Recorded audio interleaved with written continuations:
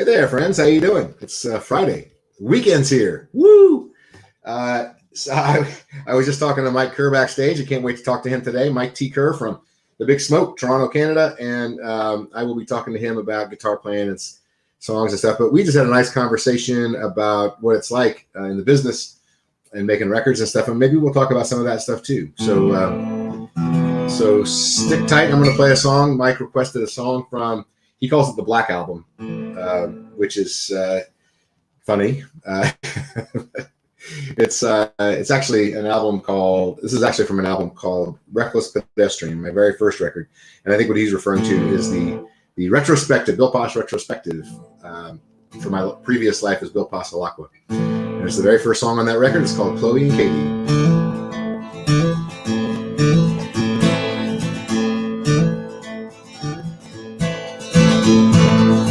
Chloe and Katie had a bucket full of chalk. They'd take it out to the sidewalk.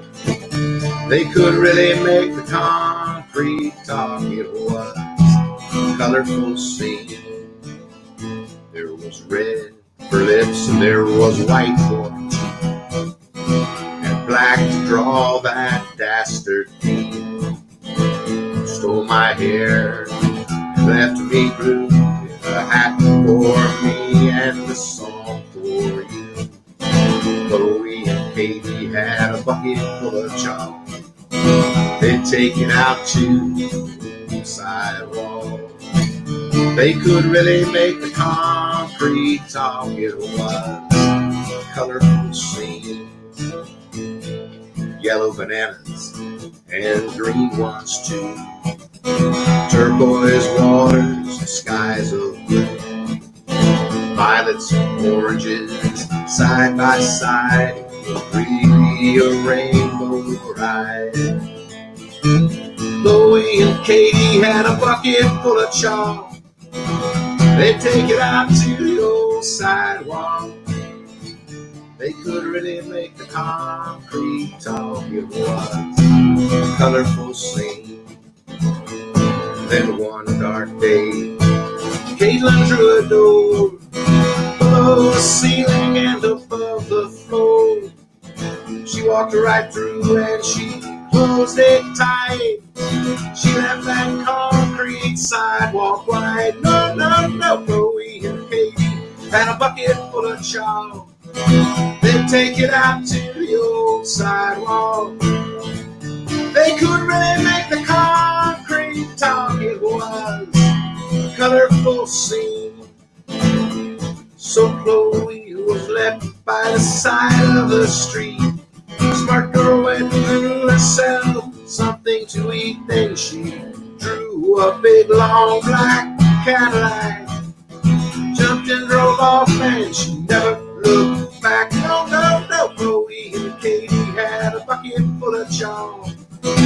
They'd take it out to the old sidewalk. They could really make the concrete talk. It was a colorful scene. Oh, oh, oh. It was a colorful scene. Oh, oh, oh. It was a colorful scene.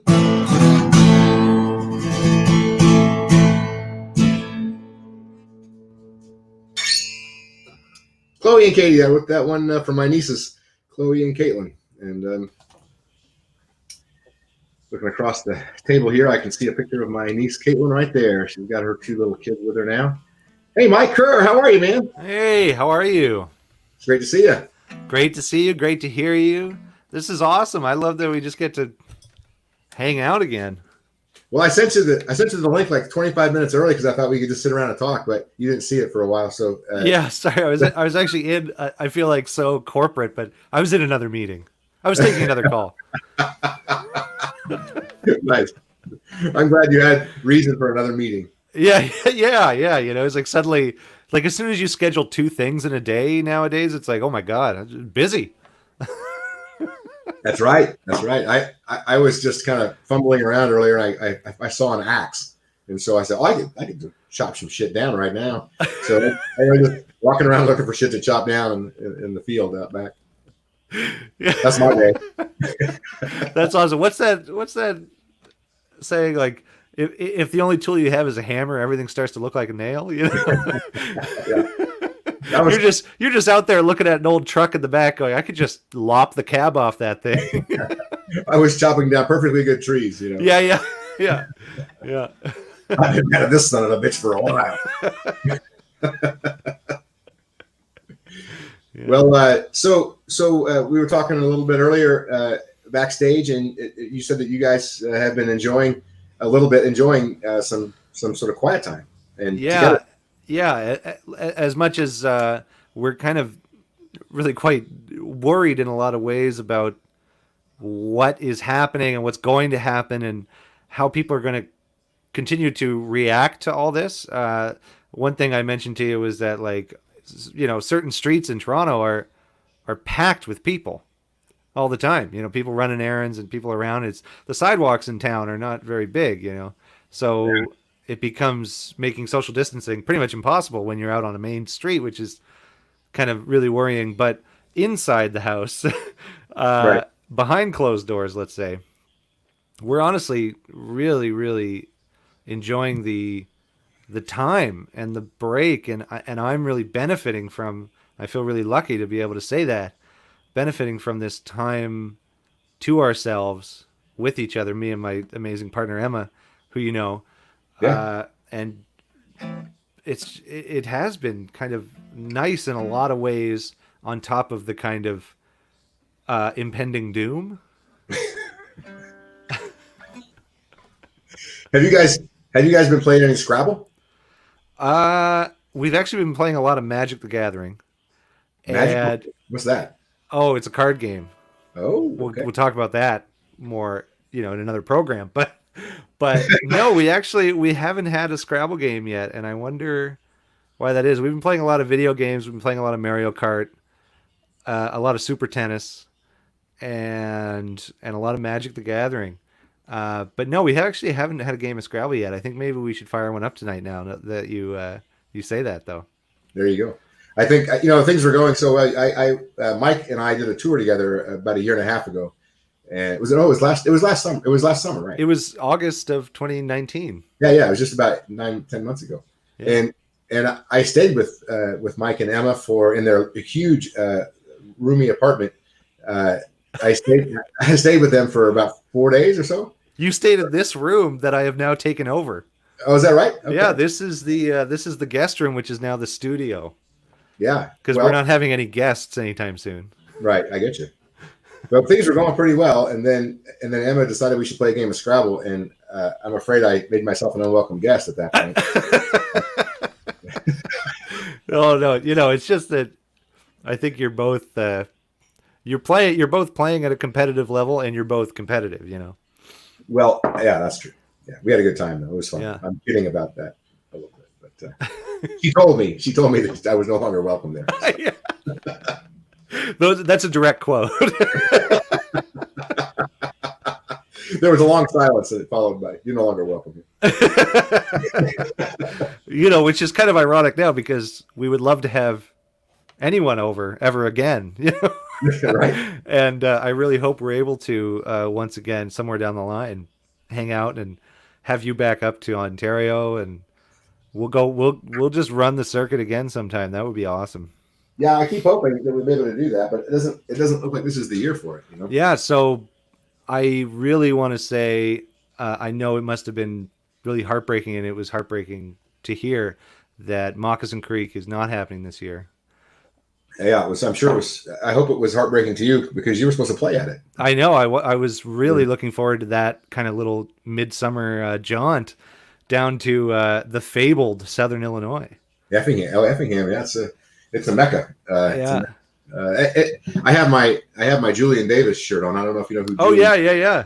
Oh great. He's a hot shit. I'll give you a full view. He's a hot shit guitar player, about 22 years old, 21, maybe 22 years old. And I wore it especially for you because you're a hot young guitar player from Canada. Yeah. I thought I should keep it right, you know. Oh, that's awesome. Great. But you're right. But my point of that is that Julian Davis was scheduled to play at I think 2:00, and you were. It was Billy Strings. No, not Billy Strings. Years ago. It was John Fulbright and then Julian Davis, and then Mike T Kerr, and then Garrett Burris. And I was just like, this is gonna kick ass. This is gonna be awesome. Yeah, geez. Kick ass. Oh, that would have been so fun. I mean, I can only imagine, and also everything that you described to me about the festival and the site and the people that come out to it. I think that would have been so great. And I just want you to know that I'm here for you. I'm really sorry that you had to do that, but Right. I think we all know that it's the right thing to do. Yeah. I want to encourage all of our listeners to tell us where you're from. I see Doug Winters is checking in from the Red Barn corner in out near Altamont, Illinois. I know Susie's there. She says, "Let's see that tea, Bill." Oh, well, you got to see it. I didn't see that message until now, Susie. But Susie's our good friend. She is from Port Dover, Ontario, and she lives in Port Dover, Ontario. Oh yeah. And you got to meet her at. Did you get to meet her? Yeah, at the at the picnic. Yeah, and and then we got Gay Oxer. She's down in Southern Illinois. I'm trying to think of the town, Murfreesboro. Melody Green. If you're a little freaked out right now, I wouldn't trust you with my pocket knife, says Jonathan Bird. Very good. All right. Well, enough of that promotional stuff. But tell us where you're from. That was my where I was going with that. If you're watching from somewhere, you got to be somewhere, right? Tell us where you're watching from. Hey, I could yammer and you could yammer, but why don't you play a song first? Let's do that. Maybe is this a family program? You can play whatever you want. Okay. I've been kind of playing this newer song around. Around the house, and thought I'd play it for you. I think maybe you've heard this one, but I thought I would play it. It's kind of feeling a little appropriate as we're all kind of squirreled away. The song's called "Writer's Retreat." Yeah, you did play this for me. On your port. Well, the pool's pretty gross. The door lets in wind. There are 14,000 June bugs crowding the windowsill. It ain't a nice place, but it's some place. $18.99 a night for a little bit of space. And this old TV set, they haven't upgraded yet. Don't think there's a lot of room this year in the budget. I turned that TV on, turn the volume off. Let the one channel they got flicker till dawn. And if you ask me, what's it for? Can't do no good hiding away from it all. It's just one of those things, one of those feelings. I'm just writing jingles to the silent commercials on the old motel TV again.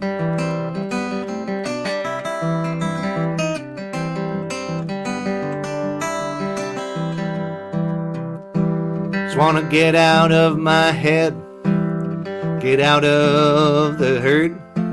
Find something that ain't lying to me in this world. Well, there's always vacancy, and the burger place up the road, well, it costs about as much as you'd expect. Comes with fries and Coke. And if you ask me, what's it for?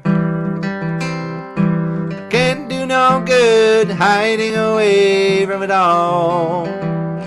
It's just one of those things, one of those feelings. I'm just writing jingles to the silent commercials on the old motel TV again.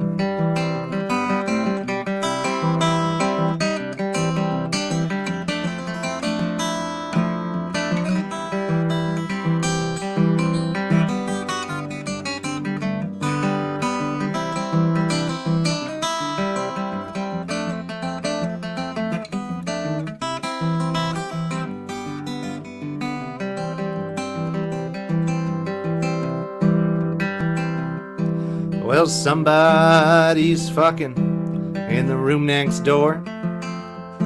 I think good for them, and I pick a little more. But then I get a bang on the wall. She says, play that one again. Well, I knew I'd write a hit if I kept coming here. And if you ask me, what's it for? Can't do no good hiding away from it all. It's just one of those things, one of those feelings. I'm just writing jingles to the silent commercials on the old Motel TV again. I'm just writing jingles to the silent commercials on the old Motel TV again.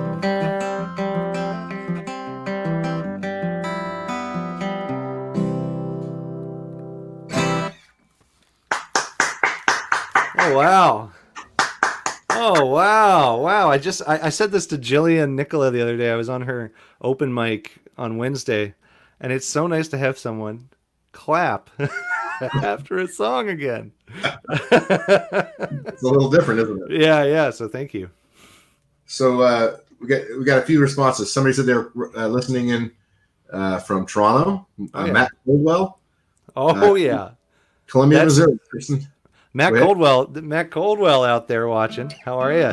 Matt Coldwell is the big dog. He's the Doghouse Orchestra here in town. He plays in every band in town. He's the bass player. He's the bass player. He's the only bass player in some people's phones. I'm told. Did I meet him that night? We were running around Toronto at the house, the something house. Didn't he play with us? The set at he was on bass at the Dakota Tavern. Yeah, that's what I thought. The show that he was on bass. Very cool. Hey, Matt, how you doing? And then Kristen Heinz Ventrillo is from Columbia, Missouri. Oh yeah. Bobby Green is from Ottawa, near Rideau Canal. Don't know that one. Melody. She's a fan of yours, I can tell. Yeah. She says your grandma would wash your mouth out with soap. And you're getting clap from Doug Winters over Red Barn Corner. Hey, you can turn on there's probably a thing on your screen there that says turn on comments if you want to see what people are saying. Oh, wow. To the right, maybe, of what you're seeing, where you're seeing the faces. Holy God. Yeah. What kind of witchcraft have you got me working here? Okay, cool. Yeah. Emma just commented. Oh yeah, she's watching from 5 feet away. Yeah, just on the other side of the door. I smell the coffee. Ooh, this is just to give you the full kind of context, of our home life. Yeah. So we were talking earlier about making records. You said you got a couple in the can ready to go, right? Well, yeah, kind of. Pretty close. So. Like I said, like this time, I realized that, out gigging every night and stuff like that was a certain schedule that one can live by. And then there's suddenly all this other time available to me now that I'm not doing that. Even the kind of basic stuff, like if I'm out late on a gig, like I'm not going to be jumping up out of bed at 9 a.m. the next morning. Right.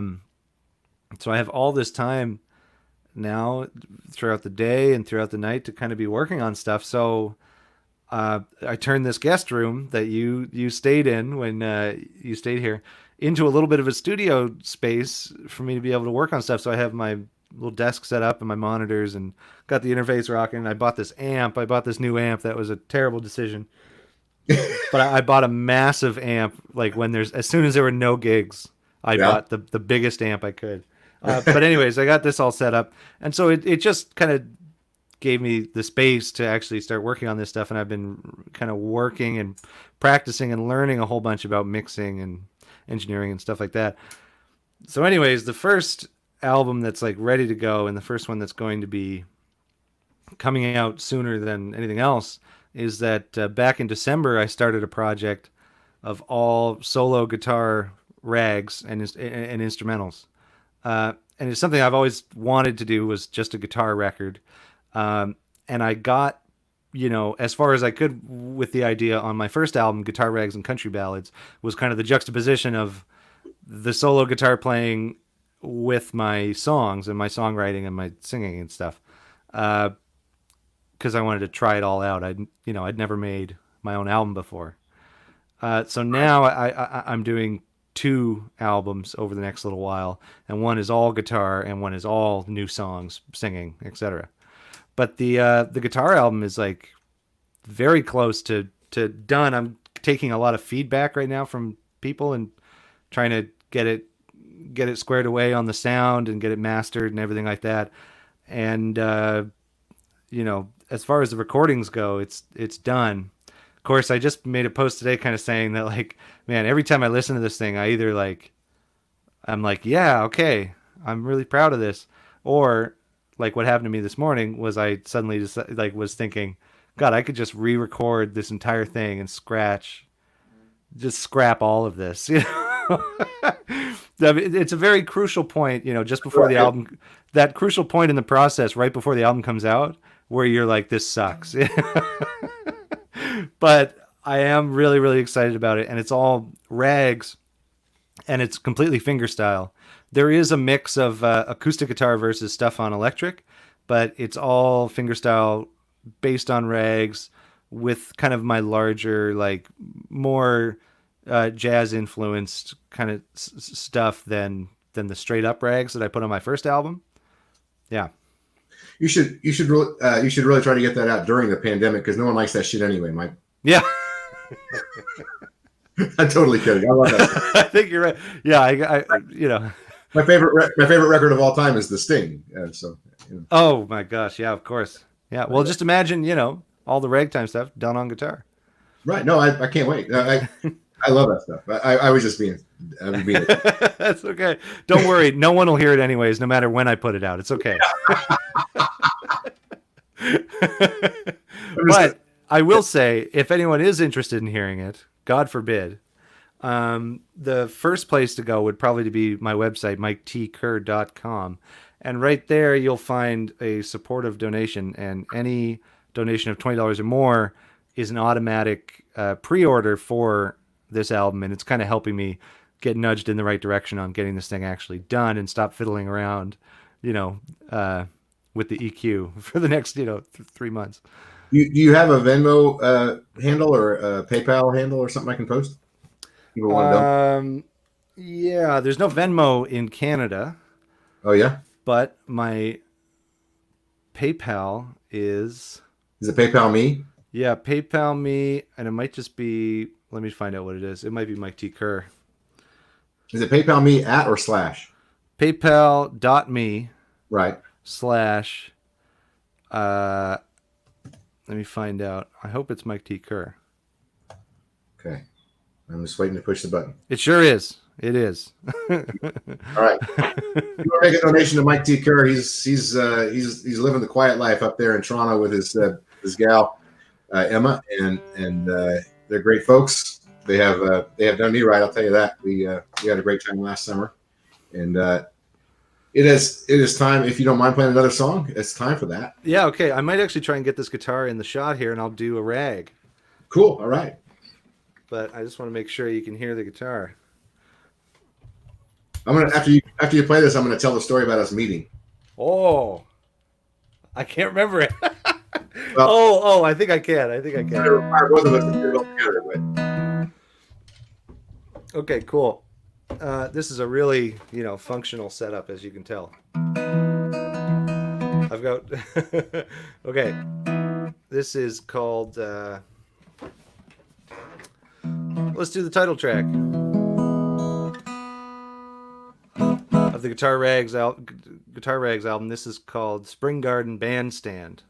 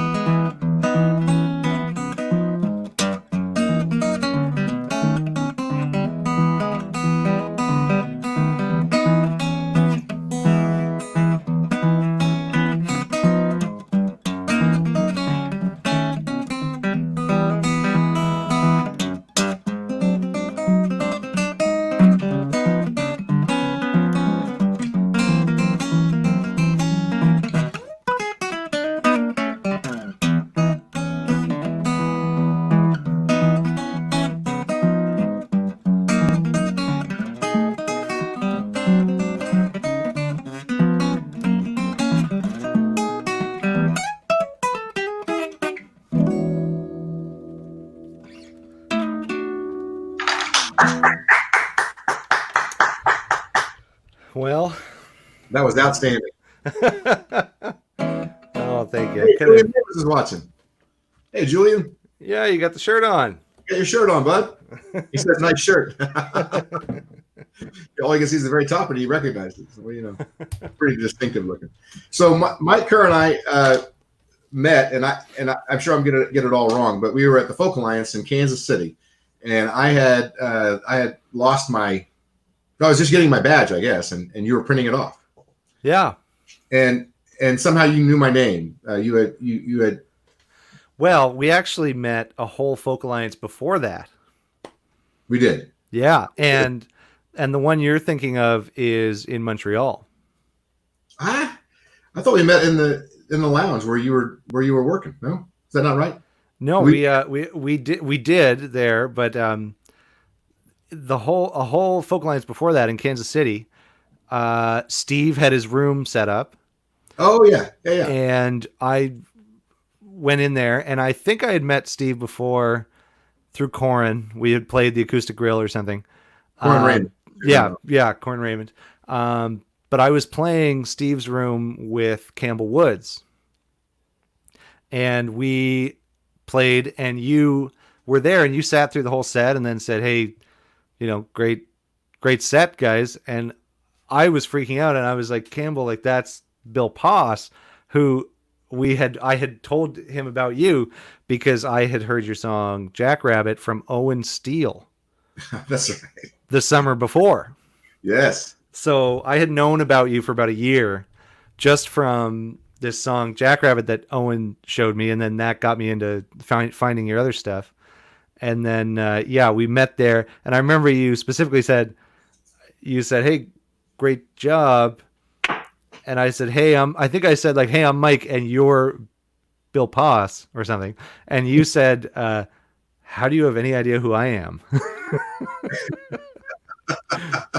And I think I said, "Oh, because Owen Steele." And you were like, "Oh."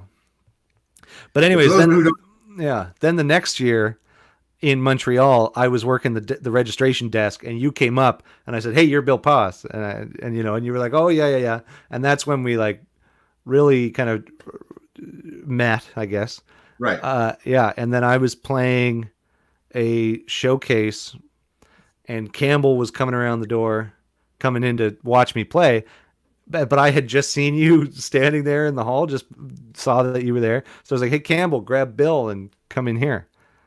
Just as a joke. But then Campbell was like, oh, Bill's here. Okay, hey.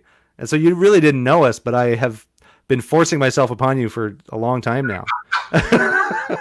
Well, those are all like incidental run-ins. But this is also a Folk Alliance, same at Montreal, and I brought a bottle of Maker's Mark rye whiskey, I think, into the lobby of the hotel in my bag. And Greg Klima, you and I started talking, and then Greg Klima walked up, and we drank that entire bottle of whiskey and played songs for about 2 hours. And we should have been out networking or doing something. Yeah, that's right. I realized that you were the hot shit guitar player that Greg Klima had told me about, and so he had been telling me about Corin Raymond, and you were sort of mentioned it incidentally as part of that. But it was Greg.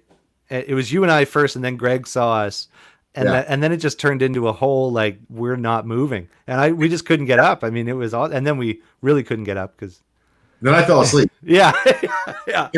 We missed like a whole bunch of stuff that day. Yeah. But we also got a whole bunch of stuff, I think. Oh yeah. Absolutely.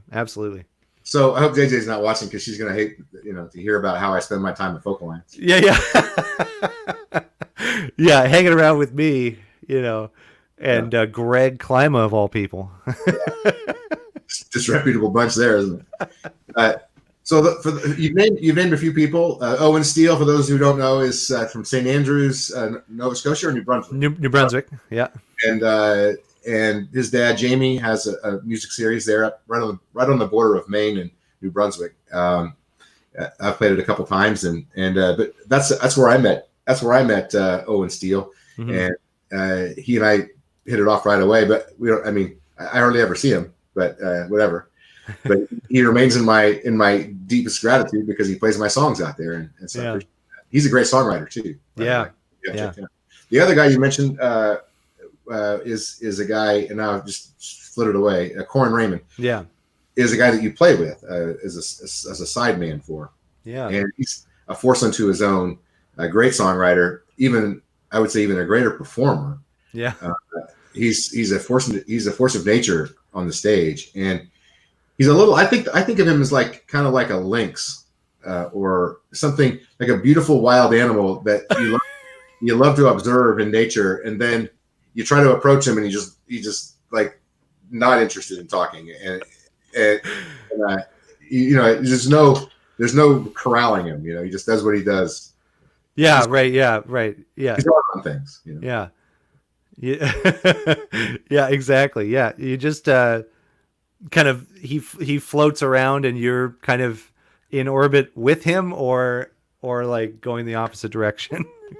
Yeah. Yeah. It's great. He's awesome. He's actually taught me quite a lot just about kind of running a one-man show. Yeah. Yeah. He's awesome. Yeah. I've invited him to play festivals and do shows and do things, and he's never once responded to me at any. Just that he's busy. I don't know how he gets gigs. Yeah. Don't know how he ever gets a gig. Yeah. Yeah. Interesting. Yeah. But he's great when he does. So. Yeah. Anyway. So that's they're part of that Toronto scene. Mike and Corin are part of that Toronto scene that I love, and getting to. Who are some of the other ones that you love over there in Toronto? Who are the hot players? Oh man, I mean, this is like a big shout out right now, kind of an emotional shout out for me, just because all of these bars that welcomed me to the scene, in 2018 when I moved to town, are all, of course, closed right now, and it's like really kind of tough to name them all and to think about all the great bands and everything. But I think the best way to do this is to go day by day of the week where I would be on a certain day. If you don't mind, I'll give you a week in the life of going to the bars in Toronto. On a Monday night, starting at 9:30, they don't start at 9, they start at 9:30.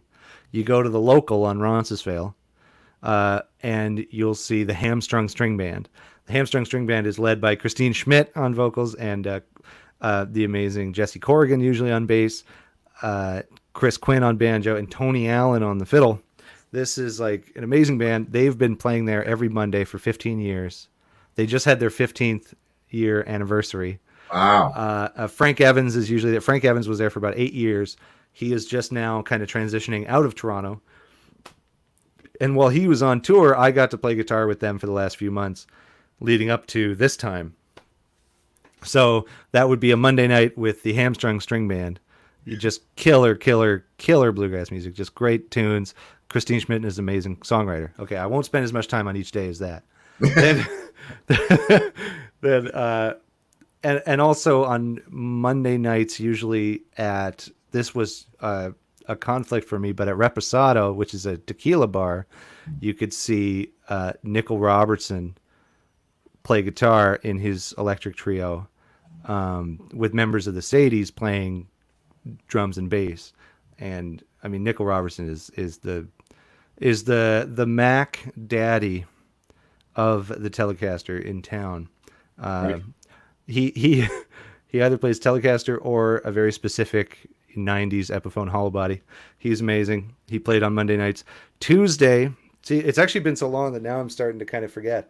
Tuesday, you probably want to go to Cloak and Dagger on College Street to see the Hit Pickers, which is an amazing bluegrass band. Tuesday nights, they were doing 9 to 11. That was always shit hot, like crazy. They always bring up guests. The stage is really small. Dave Lang on bass did sound, though, too, and Dave Lang is like probably the best live sound engineer in Canada, if not the known universe. And he played bass, and that the Tuesday night band at the Cloak and Dagger is amazing. They honestly like barely even had bands any of the rest of the nights, but Tuesday was the best. We were supposed to go to that, but we were too late. When we showed up, they were all done. Something like that. I remember exactly what happened on that Tuesday. Yeah. Anyway, Wednesday. Yeah. Then Wednesday. Wednesday, you probably want to go to the Cameron House just because if you can't, you know, find anything else going on, you just go there and there's a great band playing. There was usually a regular thing on Wednesday, but I can't even remember what it is right now just because it's actually been so long since I was doing any of this and going to these places. If Matt or Emma are still watching, they'll know what happened on Wednesdays. But the Cameron House kind of like the playground or the yard for all these, right? It's like where you guys go to hang out, and there's always a great band playing. Yeah, and it's right at the corner of Spadina and Queen, like one block in from Spadina. So it's kind of I would call it pretty central. And just a couple of blocks down from there is kind of another place that we got to spend a lot of time at too, which was called Drom Taberna, and it was a really exciting, amazing live music thing, and it was right down the street, so a lot of people were kind of jumping between the Cameron House and Drom Taberna quite a bit. Emma says that you were actually playing on Wednesdays. Oh, okay. yeah, okay, that's right. That's what it was. And I had a Monday matinee. So the matinee during the week is 6 to 8. It's like the after work matinee. And I was supposed to play Mondays all through April at the Cameron House, 6 to 8, with a bunch of great players. That didn't happen, obviously. Then we get to Thursday, and Thursday you want to go back to the Cameron House because 6 to 8, that matinee is the Corin Raymond extravaganza. And so Corin Raymond and his band, the Sundowners, have been doing that there at the Cameron House for 15 years or so. Wow. I think it's like 13 and a half years or something like that. And they were doing that 6 to 8 at the Cameron House. Thursday nights is also when, like, usually you get a really nice sounding band down at the Dakota Tavern, and the Dakota is a little tough on the weekends because of all the bros. So you go on a Thursday and you get to see a good band, and maybe the bros won't be there. And that's what the Wednesday gig was Brittany Brooks and the Saddle Pals was going to be a residency at the Cameron House on the Wednesdays. And you're one of the Saddle. Yeah. And Brittany Brooks is awesome. About a year ago, she was making other albums before kind of like making a hard right turn and just dedicating herself to honky tonk. And it is amazing. Like, she is absolutely one of the best, for the honky tonk sound. Just amazing. For the audience, we'll say that when I was there last year, you and I shared a gig with her at the Dakota Tavern. Yeah. And that was a ton of fun. Yeah. We did Saddle Pals and Bill Poss, and I just played in both bands, I think. I might have done an opening set. Maybe. I don't know. Yeah. Anyways, and we had Jason Jones there on pedal steel and Bruce McKinnon on drums, and Bruce plays in a bunch of bands, but he did have a really exciting, which they've taken to streaming the show now, a show called The Bruce and Tom Show. They stream on Twitch now every Monday or every other Monday or something like that. Some other quick ones are like Colonel Tom and the American Poor are an amazing old time country kind of band. Like all that great Jimmy Rogers stuff and anything from all that back that time. Blanking on all these titles right now, but Colonel Tom and the American Poor, another one they usually played around Saturday at 6 o'clock at the Cameron House. The number of bands in Toronto is just like amazing and overwhelming and powerful, but like if you schedule it, you get to see some of the best bands. And the most exciting thing about Toronto for me when I was first visiting and touring through is that, like, we would play I'd be in town to play a gig, and then it'd be like, well, where do you want to go, now that your gig's over? And we would just go to whatever the closest bar was, and there'd be a killer band in there. That's awesome. I'd just be like, holy God, okay. So now that I know the scene and know all these people and have been playing these bars and stuff, it's like the number of any day of the week, any time slot, you walk into the local, you walk into Castro's on the East End, the Cameron House, Drom Taberna, you're going to see something that you absolutely didn't know you needed to love. You should be on the Chamber of Commerce, man. Hey, I would like to squeeze 2 more songs out of you if you're okay with that. Okay, yeah, cool. If you'll play one, then we'll talk a little bit more about other Canadian meccas of music and that sort of thing. Okay, great. So okay, folks, you're listening to Mike T Kerr from. Is it in any way racist or untoward to call Toronto the Big Smoke? I call it the Big Smoke. Right, like it's like that is actually kind of an interesting question to be like, where does that name come from? Yeah, or like Hogtown or Hogtown or something. It's also called Hogtown. Is it? I didn't know that. Yeah, but those are kind of I don't know where they come from. I don't know where the Big Smoke comes from, but I have heard other large cities referred to as the Big Smoke. I think it's an old Native American term for the city. Oh well, where the white people live. Oh, I did not know that. Create all the pollution. But I will say that my friends who use that term are Native Americans, so maybe that's. Oh, okay. Maybe it's fitting in their case. I don't know. Maybe I shouldn't say it. I can't tell. I don't know. Does anybody have an opinion? Tell me, Emma. What do you think? Yeah, I don't know. All right, Mike T Kerr. We'll do the first song off of my first album, Guitar Rags and Country Ballads. The song is called "Ain't Sad and Lonely No More. I'm Just Sad."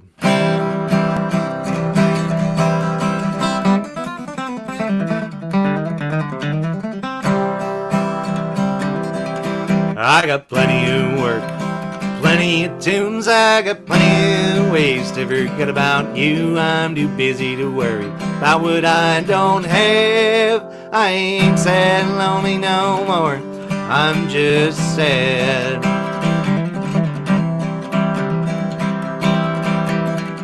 Well, it only rains when I leave the house, and I only break strings when there's no spares around.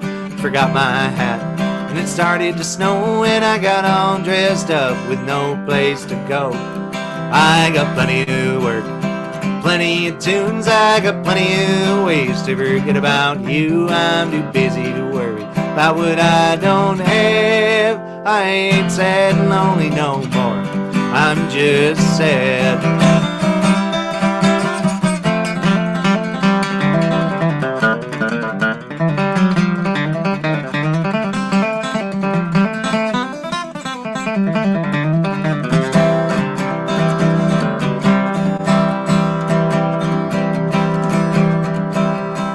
I haven't played this song in so long.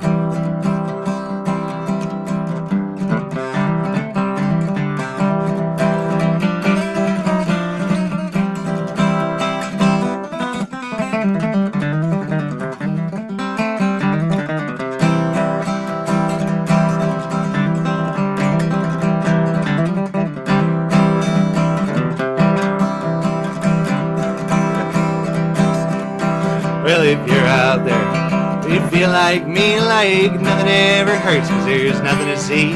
Well, raise your glass, and I'll tell you what I learned. Keep your head down, you won't have to watch the world burn. I got plenty of work, plenty of tunes, I got plenty of ways to forget about you. I'm too busy to worry about what I don't have. I ain't sad and lonely no more, I'm just sad. I ain't sad and lonely no more, I'm just sad.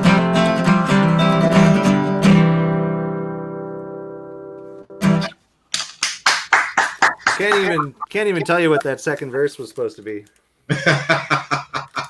Well, I can't remember it all. I'm realizing that I haven't played that song in forever. I've been working on all these new songs and trying to put this other album together and like not performing shows, etc. Suddenly,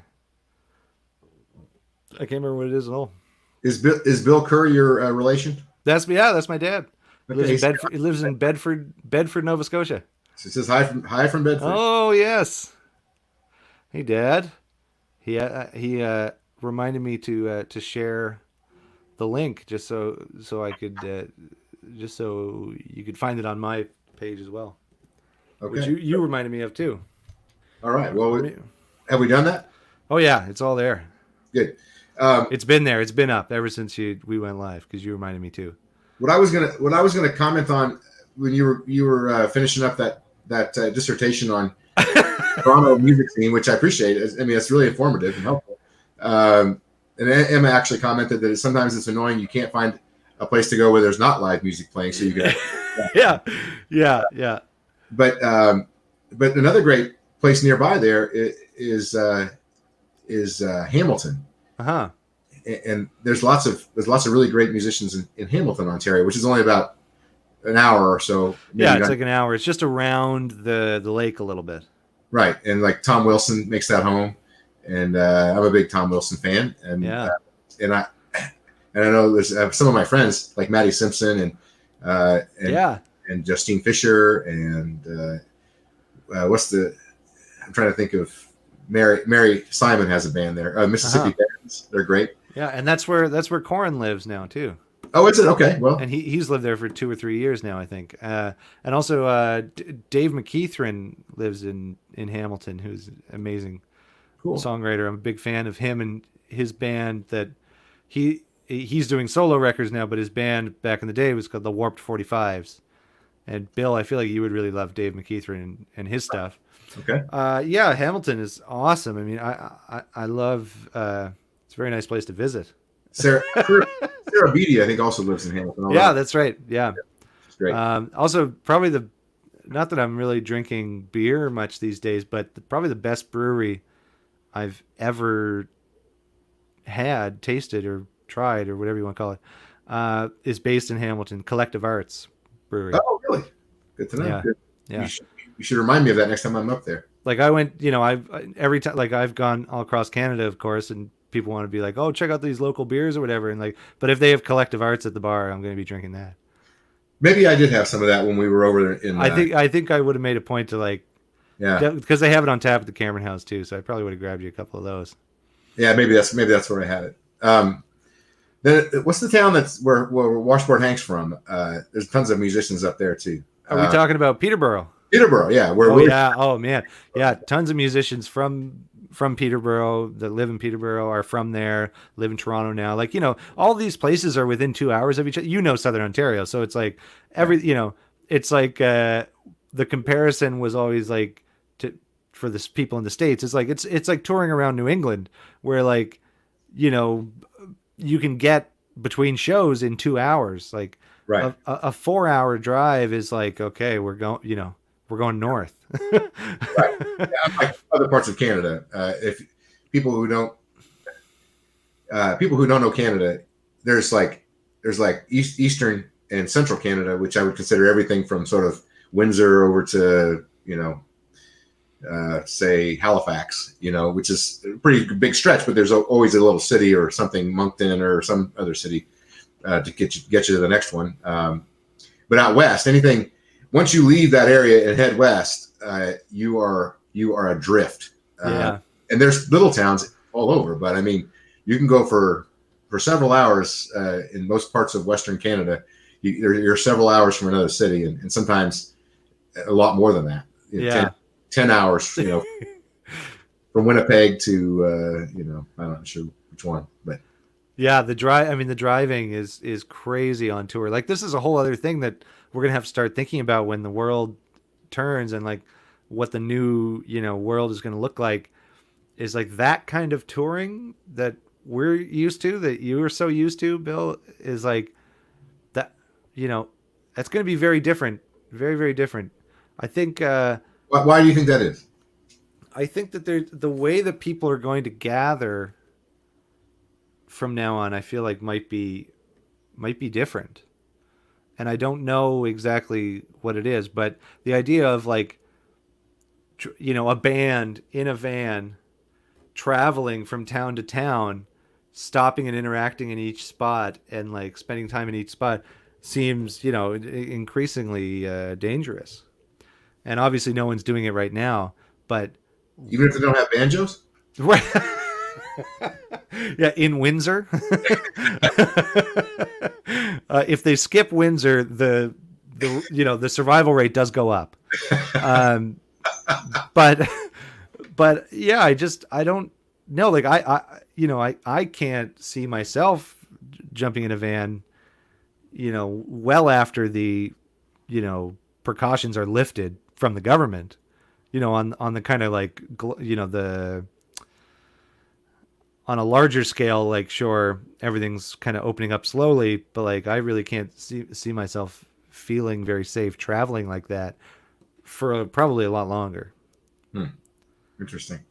Yeah. I we were talking before the interview, just off camera, about how we will choose to live our lives in the future, Yeah.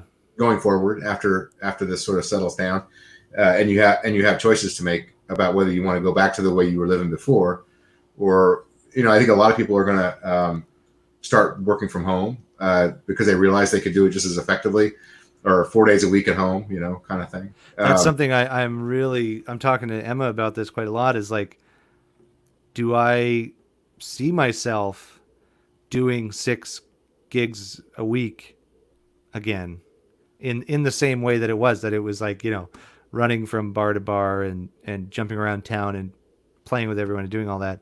Whatever it looks like when things open back up, that's one thing. But like, do I personally actually see myself jumping back into that lifestyle if it was even possible?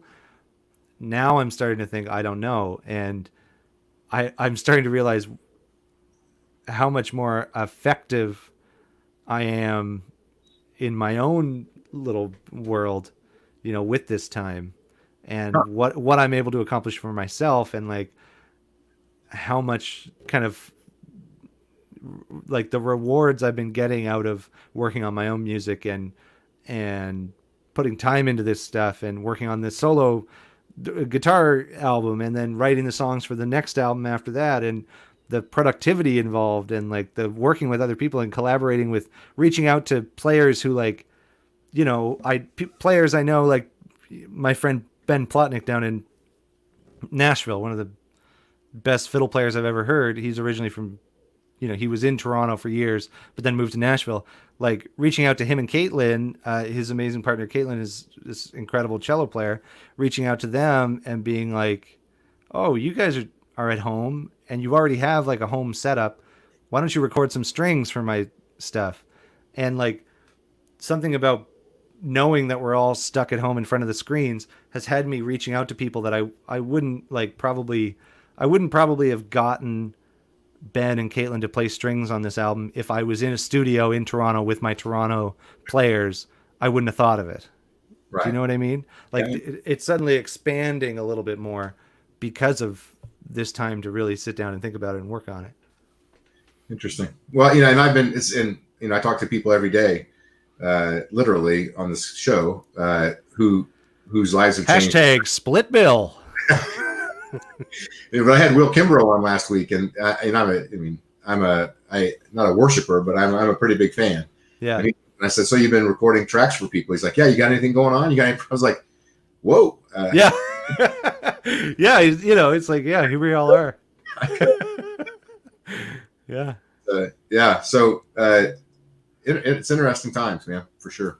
Yeah. And, it's just, I just feel that it's like there is no, the thing that I've been talking to a lot of people about, there's this other project that I'm involved in, which is, I just had the meeting that I was taking before I took this meeting with you, was for a band that I used to be in that is reforming, and we reformed down in Nashville to record a full-length album. It's a band called Lesser Animals that I was in when we were all living in Boston together. This is like, we toured in like 2014. But we got back together, went down to Nashville where a bunch of our old friends now live, and we recorded a full-length album. And it's done. It's in the can. We just got it mastered, and it's like ready to go. And the one thing that we were kind of talking about today is like, there is no deadline. Like, no Right. one's like pushing us to put this thing out. There's no pressure. And I'm starting to feel that kind of in general about my whole life, is like, I can take the time that I need to do something that I enjoy and do it correctly and do it like with passion. And I'm not jumping through hoops just to meet a grant deadline or something. That's not really relevant in the States, but here it is, and whatever it is, like, the creating is becoming the priority again, which is amazing. Well, that's interesting. That's sort of we walk backwards into a bonanza of creativity, and Yeah. you know Yeah, but I just don't, there is some kind of negativity maybe, or something about like I there's no contest here for like who can be the most productive or something like that. Like when it Well, first right. happened, and the bars closed down, I remember me and my buddy Bruce, who played sax on the last gig that I played. It was Sunday, March 8th at the local.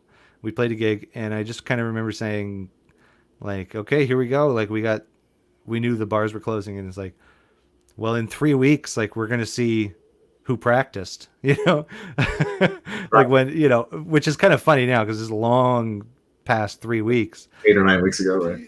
So there was kind of a sense of like, okay, great, we have time to woodshed, like that'll be, let's get to it, that's what we use the time for. But now I realize more like it's not about the time, it's just about your energy. Right. Well, when I first started making records, which was over 20 years ago, we were making CDs. There was no, I mean, there was, I think, maybe the beginnings of downloading and stuff, but it was just all content that you could sell, whatever. But you'd spend $10,000 or $15,000 making a record, and it wasn't so much that like about being productive. It was about paying the bills. It was like, okay, well, now I've spent the money. I got to get out there and hustle and sell these records. And so that's a different vibe. Yeah, that's very different than like kind of the home studio guy who's like, trapped away in his basement, and then he comes out with the thing and puts it online and gets featured in Brooklyn Vegan, and is like, there it is. Like there's my contribution to the world. Right. Uh Yeah, I've seen. yeah. One of the most frustrating things is, since you just brought that up, is that when I used to complain all the time when it was all CDs, and it was the time of radio promoters, where we would always talk about who could get you on the most radio stations, get the most radio play, because that changed your life. I had one song that got played here locally on the local country radio station, and when I came back one time, everybody knew my song, Jackrabbit. It's like everybody knew Jackrabbit, and baseball teams were using it as their music when they were getting ready for the game, and it was like, what? This is weird. But it caused me to sell like 5,000 copies of that record, Yeah. which was a huge number. I mean, nobody that I knew was selling 5,000 copies of a record, and that's just one radio station. Yeah. So I was always frustrated that radio stations were so locked down, and I was hopeful when the format changed to digital downloading and streaming and all that I was like, oh wow, suddenly everybody can just make their record, and they can just put it out online and da da da da. But there's so much noise. It hasn't really. It had a little bit of it's happened, but it's not.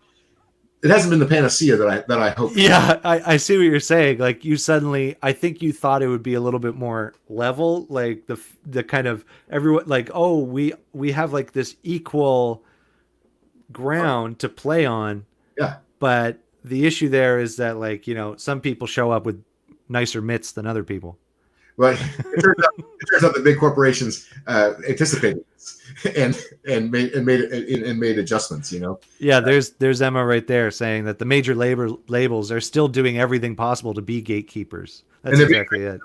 And it's really frustrating because I see so many great. I mean, in a way, it's great because I can hire people like you who are outstanding musicians and should be world famous. And everybody who's on my show, the Will Kimbroughs and Robbie Folks and Mary Gaucher, people who I hire for my festival.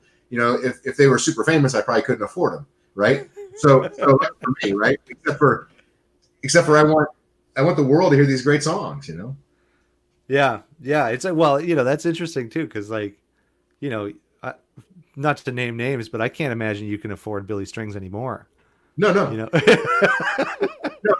He's more than 10 times now what he was 3 years ago when I hired him. Yeah, right. Twice as much as I paid him the first time. Yeah, right. No, but it's not about that. It's just about that there. It's not quite as that level playing field as you were picturing. But on the positive end of it, like what we all choose to do with this strange, internet space that we have, like we do have the ability to set up, like I'm working on a budget in here, this studio space, but like the whole trick of it is that like when you hear the album, you're not going to be thinking about what microphone I used. You know, I hope. you're going to be thinking this. You're going to be thinking, you know, this sounds great, and I like this song, and this is all cool. If you ever hear it, well, like who, you Right. know, Yeah. just like what we do in our little, like everyone has a bubble, you know, whether it's like 50 people or 100 people or 1,000 people. Like your bubble is pretty big because you've been so, you know, spread out all the time across both countries and everything like that. Like our little drops in the ponds, like how big those ripples are, it's all just really up to us at this point. And in a certain way, it's like almost more grassroots now than it ever was. Yeah. You know what I mean? Like, um, we've almost gone back to that. The only way to garner like any listeners or have anyone pay attention to you is word of mouth. Yeah. You know, like we've gone all the way back to that. So I think that's kind of interesting. I was having a back and forth with a DJ yesterday because there's a guy here locally.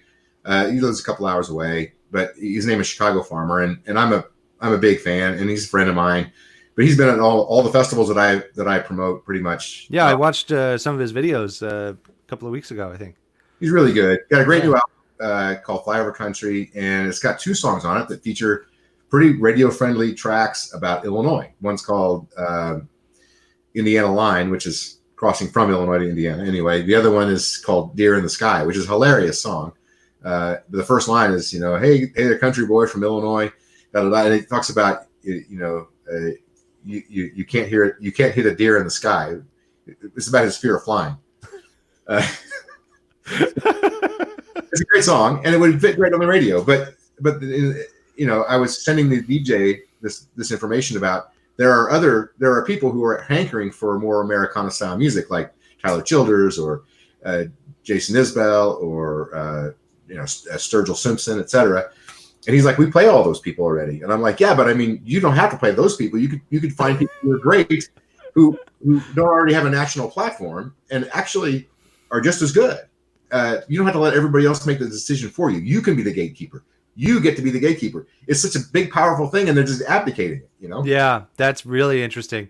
You've actually totally flipped it now. It's like these small time promoters and maybe small town radio stations or whatever it is, like they actually have the choice, and however big their platform is, again back to that bubble, like however big their little ripple is, like they can choose the effect that ripple has.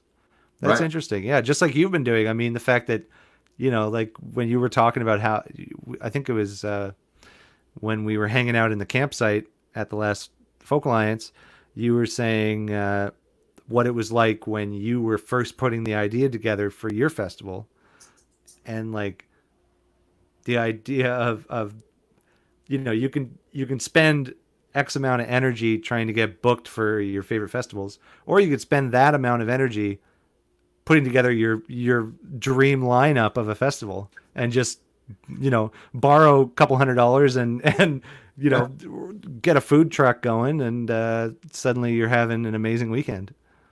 Yeah, I mean, it was a lot of risk, but yeah, it's true. And in terms of the amount of energy that went into it, you're right. Yeah. You're absolutely right. When you quote me, you were absolutely right. Yeah. Great.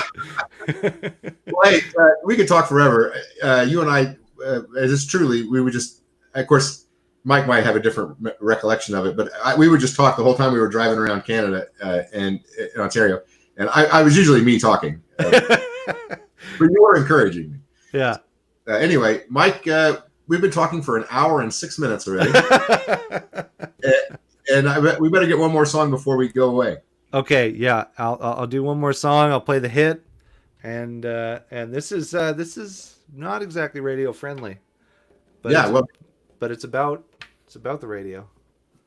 Well, hey man, I'm so glad to have you on. Thank you so much for taking your time. Thank you so much, Bill. This is so cool. And like I said before we jumped on, like we are, you know, naturally adaptable people. Like we adapt every night. You know, every night that we're on the road, we're faced with like a whole bunch of new information or misinformation, depending on what the bar sent you ahead of time.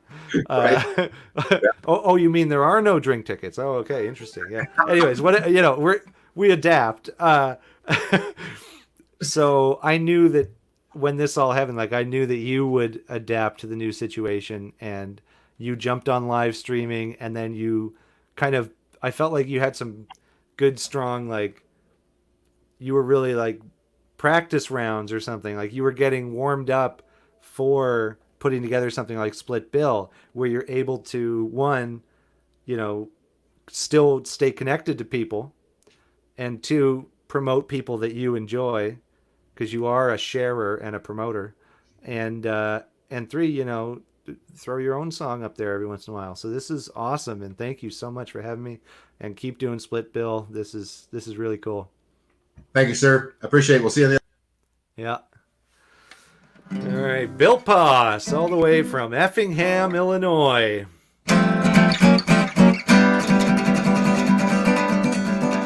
Give it up.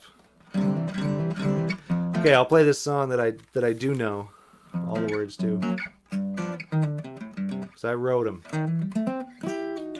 I wrote that last one too, and writing a song is not doesn't automatically mean that you're gonna know it. But I'll play this now. This is off Guitar Rags and Country Ballads, and this is called "I Think My Radio's Broke."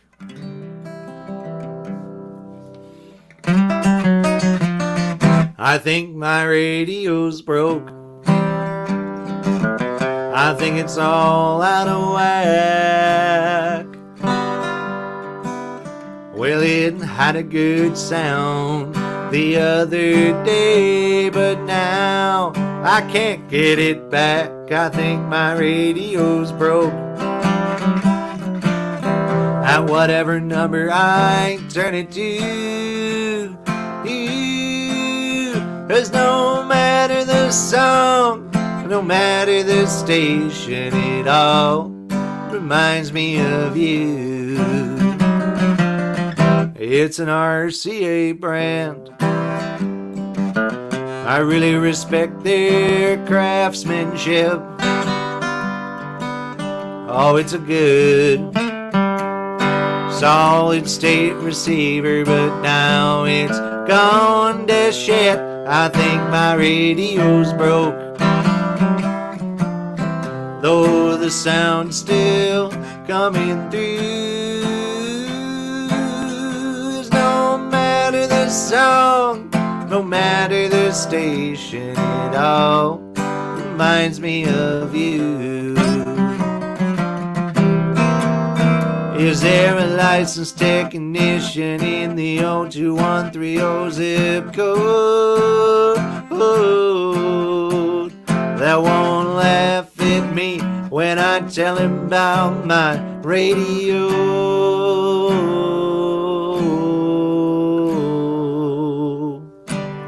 I think my radio's broke.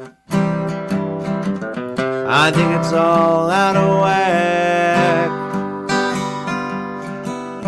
Well, it had a good sound the other day, but now I can't get it back. I think my radio's broke.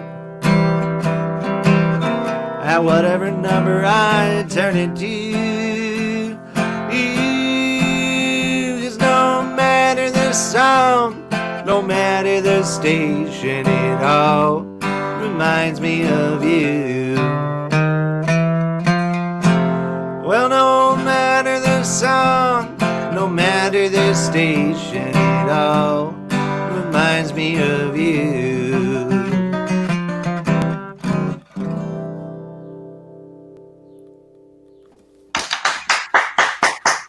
Thank you, thank you. Beautiful. Thanks so much, Mike T Kerr. Yeah, thanks. I appreciate your time. We'll see you next time. Okay. Yeah, we'll see you. Bye-bye. Don't pick your nose yet. You're not done. There we go. It takes a minute. I don't know why. Should just be able